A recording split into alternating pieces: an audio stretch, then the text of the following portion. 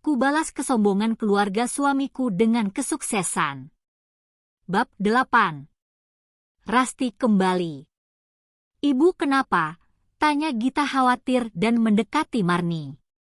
Dada ibu sakit. Aduh, rasanya sesak nafas ibu. Kita masuk dulu, aku ambilkan ibu minum. Gita menuntun ibunya masuk ke dalam rumah dan duduk di sofa. Marni mengusap dadanya.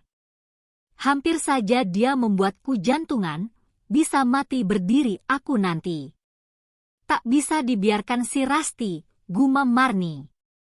Gegas Gita pergi ke dapur untuk mengambil segelas air minum. Dion keterlaluan. Apa benar dia memberikan uang gaji itu pada Rasti?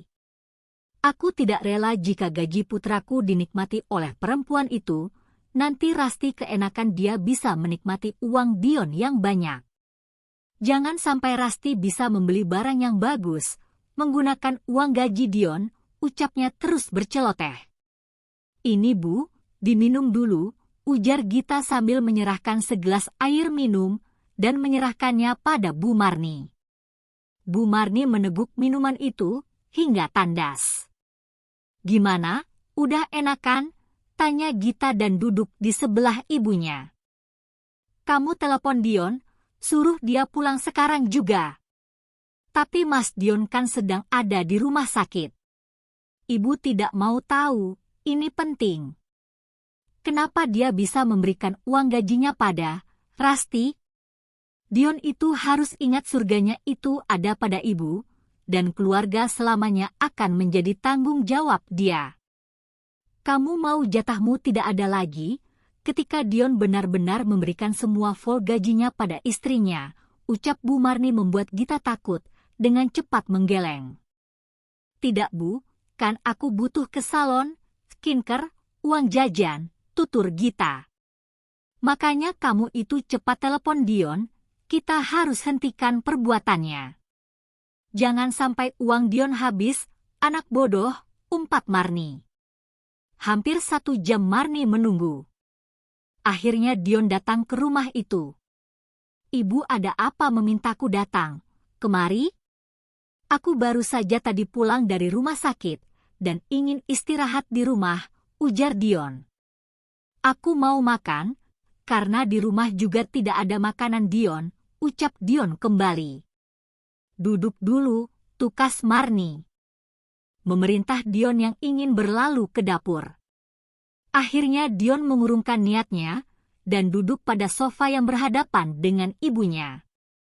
Jawab perkataan ibu dengan jujur. Dion merasa heran melihat ibunya, raut wajah sang ibu sangat serius. Ada hal penting apa yang ingin ditanyakan? Kemana uang gajimu? Tanya Marni. Bukankah uang gajiku kemarin sudah aku berikan pada ibu? Untuk perhiasan juga kan? Aku sudah memberikan ibu 8 juta. Belum lagi Mas Rino, sisa untukku 5 juta. Apa masih kurang?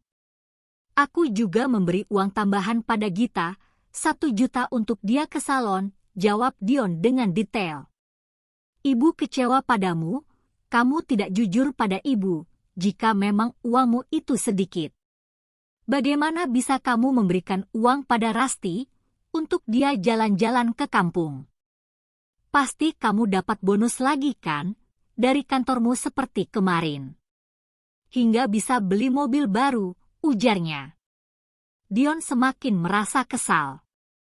Sudah jujur, tapi ibunya selalu merasa kurang dengan uang. Bonus?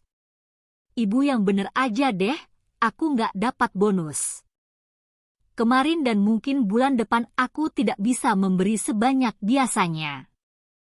Karena harus menyicil mobil, ujar Dion. Kamu mau mengurangi jatah, Ibu? Marni melotot.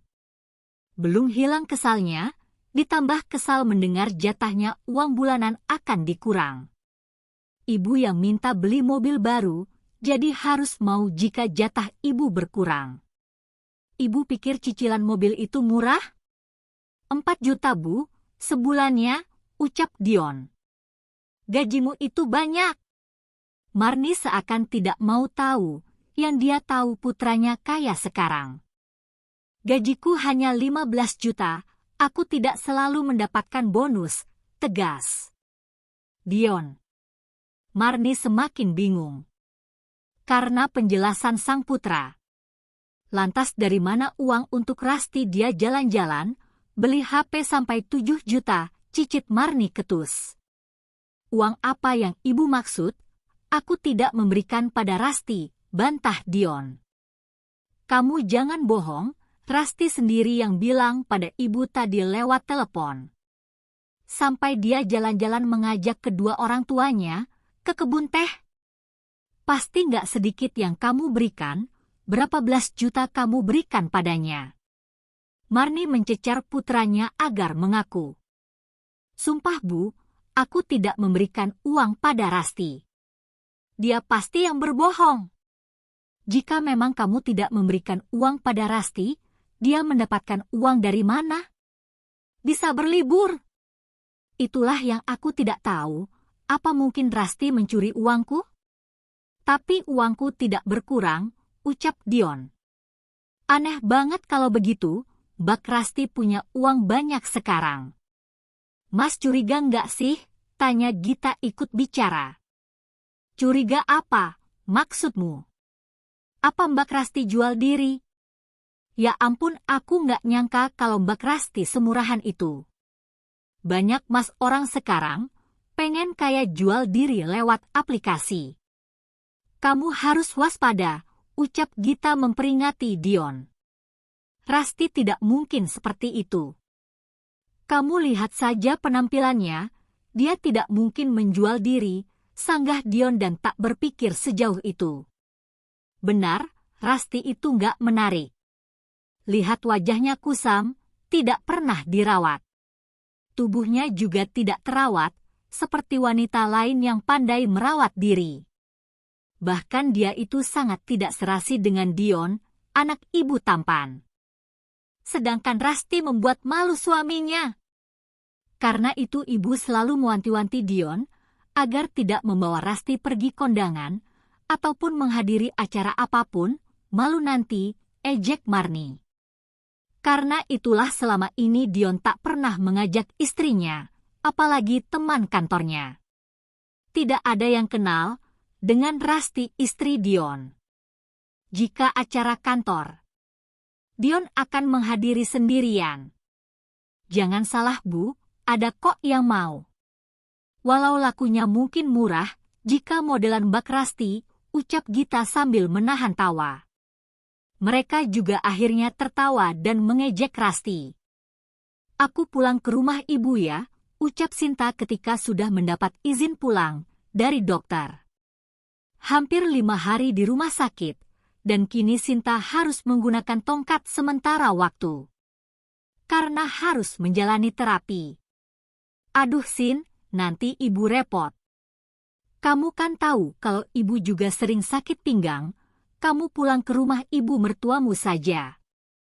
Kan banyak nanti yang mengurusi, ada juga kan istrinya Dion suruh ke sana untuk urus kamu.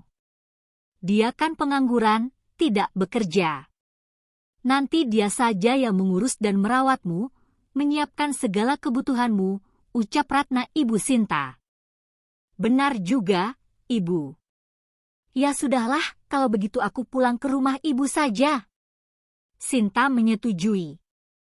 Mas, kita pulang ke rumah ibumu, kamu kabari ibu jika kita akan pulang ke sana, ujar Sinta. Dia tak pulang ke rumah sendiri, tidak akan ada yang merawatnya. Rino sendirian tidak bisa dan kerepotan. Aku telepon ibu dulu ya, sayang. Jawab Rino gegas menelpon ibunya. Sudah seminggu Rasti di rumah orang tuanya. Kini dia bersiap akan pulang ke rumah. Dan siap membalas kesombongan keluarga suaminya dengan uang yang dipunya. Rasti akan membuka usaha. Saat dimulai, gumam Rasti sambil mengemasi pakaiannya ke dalam koper. Siang ini dia akan berangkat, pulang ke rumah. Ma, Dela takut. Takut kenapa? Tanya Rasti ketika putrinya itu tidak terlihat senang akan kembali. Takut ayah marah, kerjaannya marah terus, keluh Dela. Rasti kasihan melihat Dela. Tak pernah dapat kasih sayang dan sering melihat Rasti dimarah. Sabar sayang, nanti kita beli rumah dan pindah dari sana ya, ujar Rasti dan mengusap lembut pucuk rambut Dela.